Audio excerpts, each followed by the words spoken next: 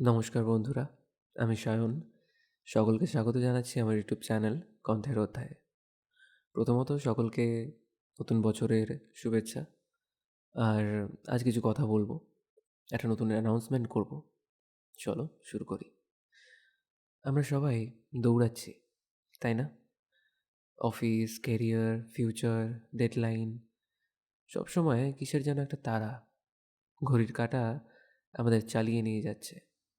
কিন্তু মনে পড়ে একটা সময় ছিল যখন সময়ের কোনো দাম ছিল না, যখন ডেডলাইন মানে ছিল শুধু সূর্য ডোবার আগে মাঠে পৌঁছাতে হবে, যখন টেনশন মানে ছিল হোমওয়ার্ক না করে স্কুলে যাওয়া, যখন সুখের দাম ছিল মাত্র 1 টাকার লজেন্স। আসুন কিছুক্ষণের জন্য ঘড়ির কাঁটাটাকে উল্টো দিকে ঘুরিয়ে দেওয়া যাক।